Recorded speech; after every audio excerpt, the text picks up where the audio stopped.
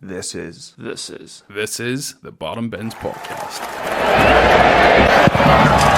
Oh, yeah!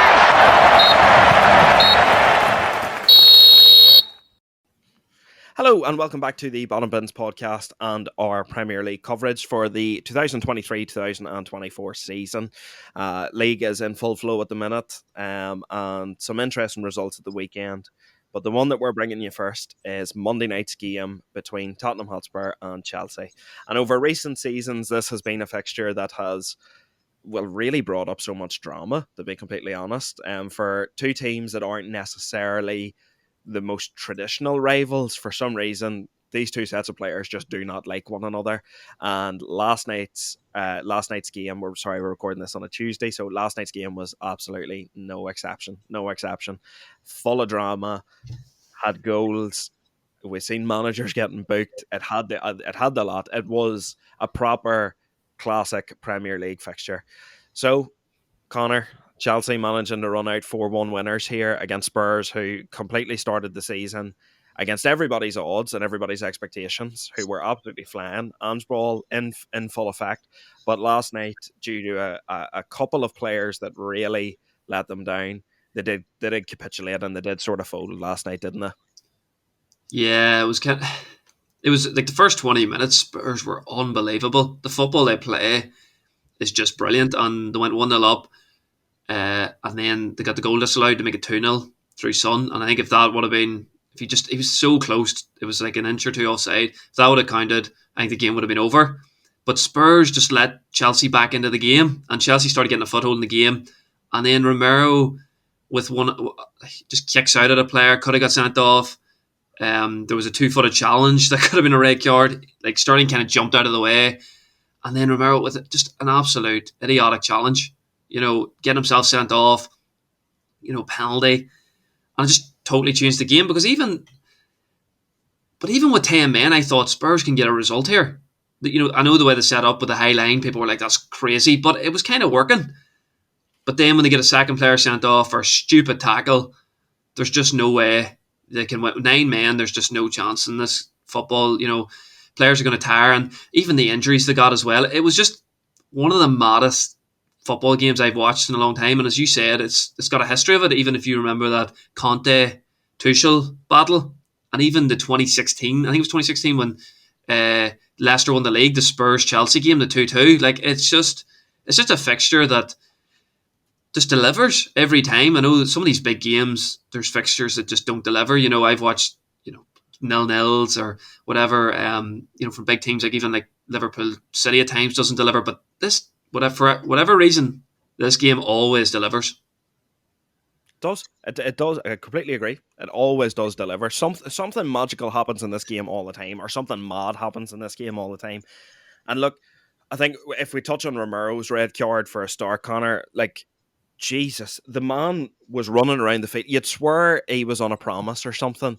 Like, the man needed to be out of the stadium before half time because some of the tackles were absolutely horrendous. Like, horrendous. And the tackle that he did get sent off for, he really could have broke your boy's leg. Like, really and truly. Like, and look, we know Romero has the history of being an erratic defender. He's South American. The blood boils a bit whenever a big fixture like this comes around. But, I mean, when you look at it, when Spurs go down to 10 men, yes, there is still an element of control, and there's still an element that, yes, we could probably go on and win this game, but, like, he ultimately was the one that cost them in the first place, really, wasn't he? Yeah, 100%. And as you said, he has a history. I think he's got sent off 4 times in like 70 games for Spurs, which is a terrible record. He's going to cost them now as well, because they lost their centre-back to injury last night, and now he's suspended for 3 games. And people are like, oh, he won the ball first, but he knew what he was doing there. He is a very dirty player. He is a very good centre-half, but he's rash, and he costs his team. I even remember last year, it was last year, I think in the last 16 against Milan, just gets himself sent off, just costs him the game. They're out of the Champions League. He has it in him. I've seen Messi was like, oh, he's the best centre-half in the world. For me, he's not. I don't think how can a centre-half that throws away points, gets himself sent off on a regular occurrence 4 times in 70 games is a lot, especially for a centre half. So, he he gave away a penalty as well. It actually would have been better if he got sent off for the previous one where he kicked out at your boy. I don't know how that's not a red card either. They said it wasn't really violent conduct. He didn't kick him hard enough, which is a bit weird, but he's just a mental player. He is a good player, 100%. He's improved Spurs, but he's cost them. And now when they go to play the next 3 games, I think they play City, he's going to miss the City game as well, which is a massive game of football. So it's just a liability. Agreed. Look, it was a bad night all round for Spurs. Maddison off injured. That's a big hit for everybody's fantasy teams, no doubt about it, especially considering the start of the season he had. It had just looked like Maddison had settled in at the big club and looked like he was not out of place, and if anything had stepped up a level or two and was arguably, I think, signing of the summer. The goals and the assist contributions and just the overall, like, fitting into Ant's system, he was like a hand into a glove. Like, it was the perfect player for that system. And then, as you already alluded to, Connor Van de Ven goes off injured as well, who again has probably been one of the best centre-backs in the league this year. He came to the Premier League. He's rapid, he's big, he's strong, he's comfortable on the ball. He looked like the perfect partner to Romero. So, it was a bad night all round for Spurs. But one player I do want to pick out on the positive side for Spurs is actually the goalkeeper, Vicario. Look, I know he shipped 4 goals, but some absolutely incredible saves in there. And again, Connor, this was probably a transfer that we questioned in one of our summer transfer episodes. We didn't really know a lot about him. He did put up some good numbers in the Serie A, but I mean, he's come to the Premier League, and bar a shaky first 45 minutes against Brentford in the opening game, he's looked absolutely fantastic. Definitely. I thought last night, if it wasn't for him, they would have conceded so many more goals. Even, like, he is the ultimate sweeper keeper. Like, he was out of his line. You look at United, we bought Onana, and you look at Arsenal bought Raya, and this keeper's probably been better than both of them this season. He's been brilliant. I think his save conversion is like one of the highest in the league. He's a good shot stopper. He collects the ball. He can come out he's a sweeper keeper basically as well. Just an all-round top keeper. And I knew nothing about him, to be honest. But now Spurs, like, the signings this summer have been unbelievable. As you said, they've brought in new centre half. They brought in Maddison, who, even for the first goal, was a key part of it. He can open up the play. Like, that is it as well. It's not even the stats. It's just how easily he's fallen into that system. And, I seen Jimmy Carragher said as well, like, he has been maybe the best player in the Premier League this season. He's up there. He's been unbelievable. And again, with United, like, if we bought Mount and you have a player like Maddison sitting there, like, that is a steal. And I seen Maddison saying what Ange kind of said to him, if you come to the club, you'll improve as a player. If you don't want to come, that's okay. We'll go somewhere else. And that intrigued him to go.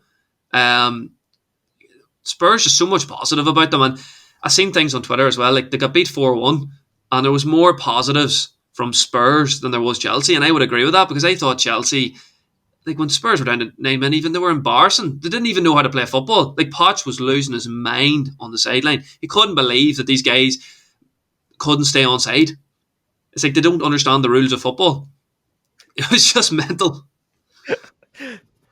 It was. And look, I think, I mean, that's a massive talking point we haven't even got to yet. Maurizio Pochettino's return to Tottenham Hotspur, and a lot of quotes from him throughout the weekend, saying things like he wants to create the same atmosphere at Chelsea as what he had at Spurs. He didn't think there would be any bad blood between the Spurs supporters and himself. I mean, he got a chorus of boos whenever he came out onto the touchline, and there's obviously some. Look, I think it's one thing, the Spurs fans absolutely loved him, and, he was sacked, so it's not even as if he decided to leave the club. He had taken the club to a Champions League final. They were at their absolute pinnacle under Maurizio Pochettino, but I think it's always telling when a manager then moves to a rival club, going to Chelsea. And I was surprised at that, to be honest. I couldn't see Pochettino managing another club in the Premier League, to be completely honest. And, when he did make the move to Chelsea, I was intrigued by it, because I thought, I really didn't think you were that type of manager. And, I really, really thought that Spurs was going to reopen itself back up for him to come in and take the helm. I'm sure Spurs fans won't be complaining. They've got Ange in through the door. And, I mean, you only have to look at the small sample size that we have to see how much of an instant success he has been. But, look, I mean, just on the whole drama surrounding it, Connor, you've Pochettino making his return to Spurs, but, I personally have thought Chelsea have played good football at times this season, and I really, really have. And I think they've been unlucky in a number of games. I don't think their league position actually reflects where they should be at the minute. And by net points, they actually should be like 6th or 7th in the Premier League. So I don't think it is as bad as people do make it out to be honest. But look, he comes to Spurs on his return, and it's like you said, when Spurs went down to 9 men, that free-flowing, fluid football that we've seen from Chelsea over the last couple of weeks just wasn't there, wasn't it now? No, they kind of panicked. It was strange. I would agree with you about Chelsea. I said this earlier in the season. I think they've played well in a lot of games. I thought last night was actually one of their poor performances. It would actually play better once, like, when Tottenham had 11 men after the first 20 minutes, that next 10-15 minute spell, because they played that free flowing football. And I think it's even like an XG. I think they've won like every game this year except one, which is just crazy to be that low on the table. But I thought, I know he got a hat trick, Jackson, but he is one of the worst finishers I've ever seen. Like, he is just, even once he gets the hat trick, he could have got a fourth and he ballooned it. It was just awful. He just needs tappings. He got even he went to sweat it to, I think it was Mudryk, and he panicked and he just got lucky, because if they had 11 men, a defender would have came back and tackled him there. But they had 9, so he could just take all day. It's one of the worst hat-tricks, one of the worst performances I've ever seen from a player to get a hat-trick. I know he got a hat, like, he was awful. And this season he has cost them because he has missed so many chances. Even there, I seen before, when on the podcast, Cole Palmer was kind of saying, he has done more training, he needs to improve. And this is a younger player saying that the guy just got a hat-trick, you still need to improve, because even though you got that hat-trick, you were ass, like, you were poor. So, Yeah. I thought Sterling played well. I think Sterling actually has been very good for Chelsea this year. I think he's been a really good signing, but Agreed. I think even in that, like, you've sat that by Sanchez in that, but even like Dyer scored that disallowed goal. They were down to 9 men. Anytime Spurs got a set piece, even though they were down to 9 men, you felt like they could score. Son at the end should have scored to equalise 2-2, and they went down the field and made it 3-1. If they make it 2-2, they might have held on. Like, Son should have scored, and that was another mistake by Chelsea. They just cost themselves. I don't think it's the manager. I think the manager has actually improved the team. I think it's just they just make errors. They miss big chances, and then they just make a silly mistake, let teams into the game, and then just crumble. Yeah, individual errors. I completely agree, Connor. Completely agree. And I think that is probably their biggest hindrance this season. And yeah, look, games like this do come down to moments, and Chelsea on this particular day just managed to make the most of the moments that they had in the game. But I do completely agree with you, and I hate to say it because I actually do like Nicholas Jackson, and I had a lot of positive things to say about him in our summer transfer episode whenever he did sign for Chelsea. I really thought he was going to be a good striker, but Jesus, for a guy that scored a hat-trick, I completely agree. That is one horrible performance. Like, horrible performance. Like, if it's 11v11, he doesn't get that hat-trick, if we're being completely honest. Like, he maybe gets one of those goals, but he definitely does not score 3. Like, it's like you said, because there was 9 men on the pitch, he did just have more space and time to kind of compose himself a wee bit more, which is something that he really just hasn't done this season. Composure in front of goal has just been non-existent from Jackson.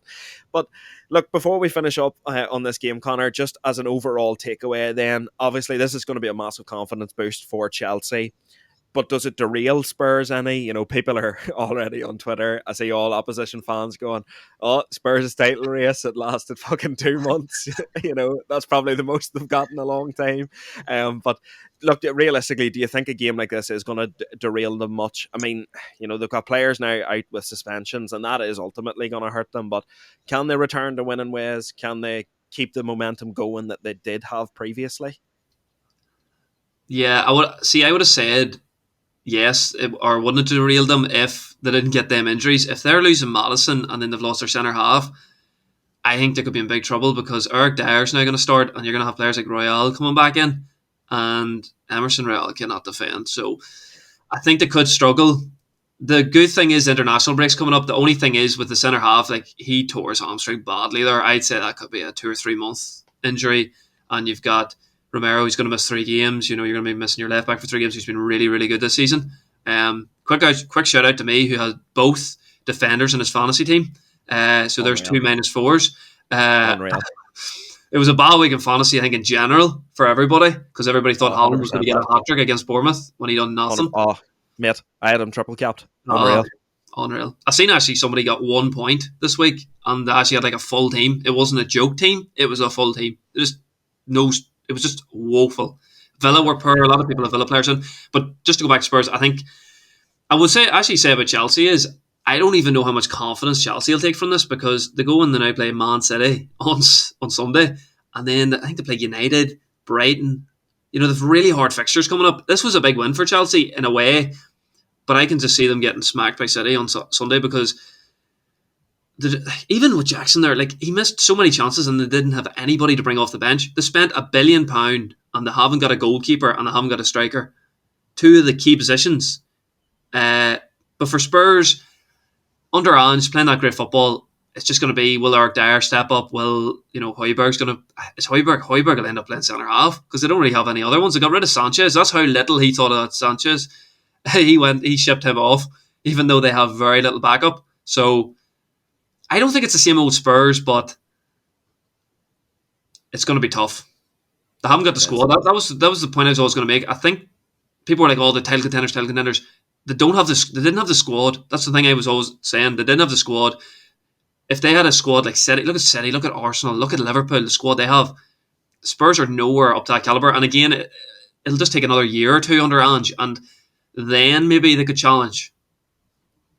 Yeah, no, agreed. Agreed, to be honest. Yeah, squad depth certainly lacking at Spurs. But look, I do expect Spurs to be in around the Champions League places, to be honest, this year. I think the football that they play is really, really, really good. They probably are the best team to watch in the Premier League at the current moment in time, to be completely honest. And that is how far Ange has taken them in such a short space of time. And I mean, fair play to him for that. And for Chelsea, yeah, I mean, this is a big win for them, absolutely, no doubt about it. But yeah, tough fixtures coming up for them. Look, maybe it will give them a confidence boost going into City on Sunday, but I mean, can I see them beating City on Sunday? No, I can't, to be completely honest. But look, that's going to do it for this episode, folks. Thank you very much for tuning in. We are going to have a Manchester United versus Fulham episode out tomorrow, so please stay tuned for that one. We just haven't spoken about United in a wee while, so we want to try and get our 2 pence in on the whole goings on at Manchester United at the minute.